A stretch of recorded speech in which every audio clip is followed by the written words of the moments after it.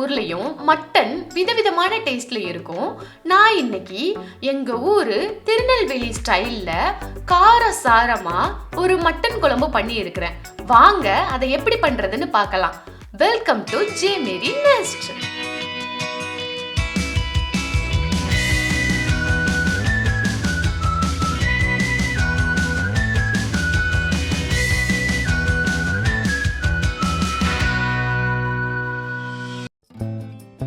குழம்பு செய்ய தேவையான பொருட்கள் என்னென்னு பார்க்கலாம்.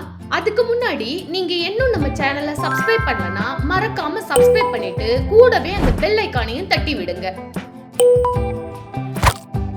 மசாலா செய்ய பிரியாணி இலை 2 எடுத்துக்கங்க, கொஞ்சமா பெருஞ்சீரகம், 2 ஏலக்காய், அப்புறம் ஒரு அன்னாச்சி பூ, 3 கிராம்பு, கொஞ்சமா கல்பாசி, கொஞ்சமா பட்டை, கொஞ்சமா கசகசா, ஒரு பெரிய வெங்காயம் எடுத்து சின்ன சின்னதாக கட் பண்ணி வச்சிருக்கிறேன்.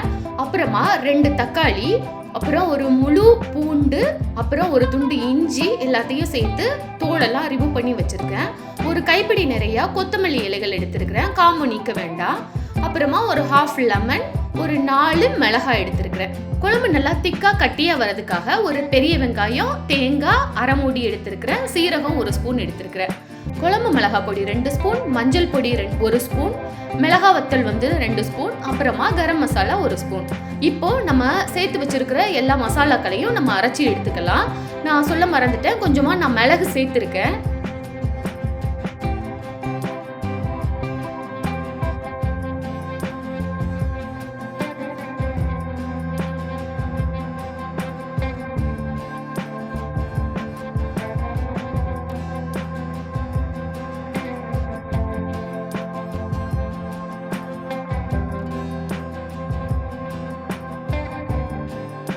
இப்போ நான் மசாலா, தேங்காய், அப்புறமா இஞ்சி பூண்டு 3ஐயும் அரைச்சி எடுத்துக்கிட்டேன்.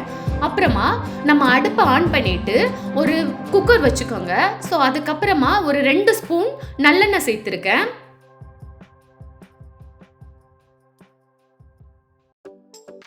நல்லெண்ணெய் நல்லா சூடானதுக்கு அப்புறமா 1 ஸ்பூன் பெருஞ்சீரகம் சேர்த்துக்கலாம். அப்புறமா நம்ம அரைச்சி வச்சிருக்கிற மசாலாவையும் சேர்த்துக்கலாம். சேர்த்து நல்லா கிளறி விடணும்.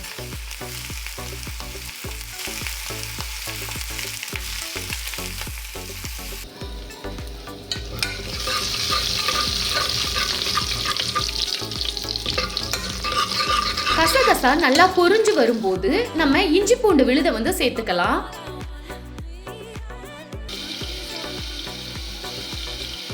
இஞ்சி பூண்டு சேர்த்ததுக்கு அப்புறமா நல்லா கிளறி விட்டுட்டே இருங்க. அடுப்பை சிம் பண்ணிடுங்க, ஏன்னா அடிப்பிடிக்கிறதுக்கு சான்ஸ் இருக்கு. அப்புறமா நம்ம நறுக்கி வச்சிருக்கிற பல்லாரியை சேர்த்துக்கலாம், அதாவது பெரிய வெங்காயத்தை சேர்த்துக்கலாம்.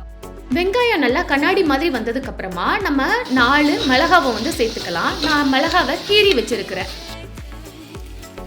அப்புறமா 2 தக்காளி சின்ன சின்னதாக கட் பண்ணதையும் சேர்த்துக்கலாம்.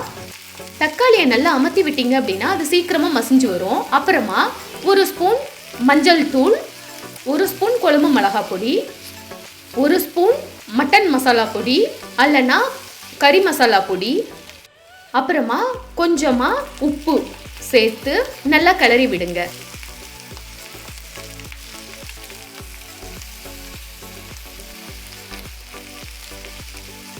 ஒரு 2 நிமிஷம் கழிச்சு கொஞ்சமா கொத்தமல்லி இலைகளை நம்ம சேர்த்துக்கலாம். சேர்த்துட்டு மறுபடியும் நல்லா கிளறி விடுங்க. ஸோ இதுக்கப்புறமா அந்த எண்ணெய் லைட்டாக பிரிஞ்சு வரும். அதுக்கப்புறமா நம்ம அடுப்பை கொஞ்சம் கூட்டி வச்சுட்டு மட்டனை சேர்த்துக்கலாம்.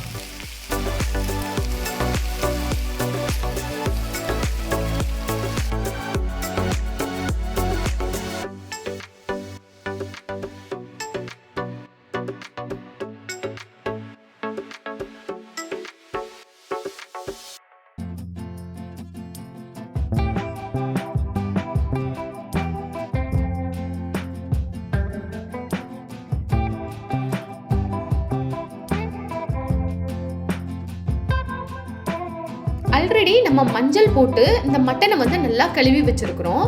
இந்த மட்டனை இப்போ மசாலாவோட சேர்த்துடலாம். ஸோ சேர்த்ததுக்கு அப்புறமா நல்லா கிளறி விடுங்க.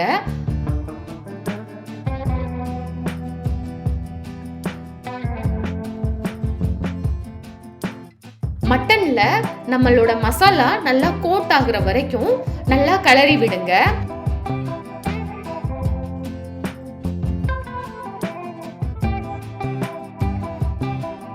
மசாலா எல்லா இடத்துலையும் கோட்டானதுக்கு அப்புறமா ஒரு ஹாஃப் லெமன் நம்ம எடுத்து வச்சோம் இல்லையா, அந்த லெமனை சீட்ஸ் எல்லாத்தையும் ரிமூவ் பண்ணிட்டு நீங்கள் அந்த ஜூஸை மட்டும் உள்ள விட்டுக்கங்க. அகைன் நல்லா கிளறி விடுங்க. இப்போ அந்த மட்டன்ல இருந்தே தண்ணி பிரிஞ்சு வரும். அந்த தண்ணி பத்தாததுக்கு நம்ம கொஞ்சம் எக்ஸ்ட்ரா தண்ணி போட்டு நல்லா நம்ம குக்கரை மூடி வச்சுட்டு வேக விட்டு எடுத்துக்கலாம். குக்கர்ல மட்டன் வந்து நல்லா வெந்து வரதுக்கு 5ல இருந்து 6 விசில் நான் விட்டுருக்கிறேன்.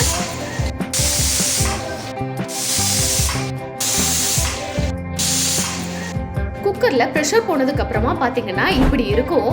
நீங்க அகைன் நல்லா வந்து ஒரு தடவை கிளறி விட்டுட்டு நீங்க செக் பண்ணி பாருங்க எப்படி வெந்திருக்கா கறி அப்படின்றத. இப்போ நான் அகைன் வந்து அதை வேற பாத்திரத்துக்கு மாத்தி வச்சுக்க போறேன். வேற ஒரு கடாயை எடுத்து அந்த பாத்திரத்துல நம்ம அவிச்சு வச்சிருக்கிற இது எல்லாத்தையும் சேர்த்துட்டு நம்ம ஆல்ரெடி தேங்காய் அரைச்சி வச்சிருக்கோம் இல்லையா, அதை நம்ம சேர்த்துக்கலாம். ஆக்சுவலி இப்படி சாப்பிட்றதே நல்லா டேஸ்டா இருக்கும். பட் ஆனால் நம்ம நிறைய பேர் சாப்பிடணும் அப்படின்னா இந்த மாதிரி தேங்காய் அரைச்சி அதை சேர்த்தோம் அப்படின்னா திக்கா வரும்.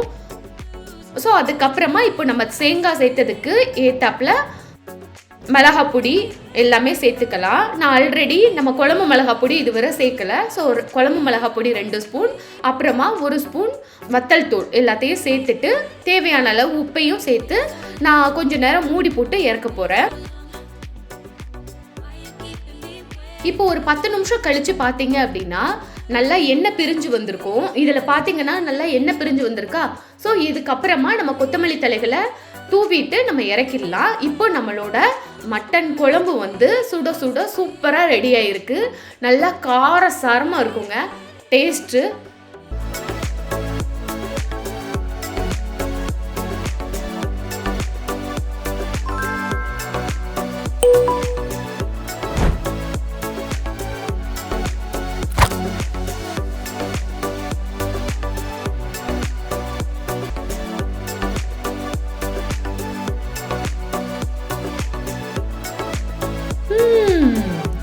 இது தாங்க எங்க மண்மணம் மாறா திருநெல்வேலி மட்டன் குழம்பு. இந்த ரெசிபியை நீங்களும் உங்க வீட்டுல ட்ரை பண்ணி பார்த்துட்டு டேஸ்ட் எப்படி இருந்துச்சுன்னு கமெண்ட்ல சொல்லுங்க. இந்த வீடியோ பிடிச்சிருந்தா லைக், ஷேர், அப்புறம் சப்ஸ்கிரைப் பண்ணிடுங்க. இது போல இன்னொரு வீடியோல மீண்டும் உங்களை வந்து சந்திக்கிறேன். அது வரைக்கும் உங்கள்கிட்ட இருந்து விடைபெறுறேன். டாடா, பபாய்.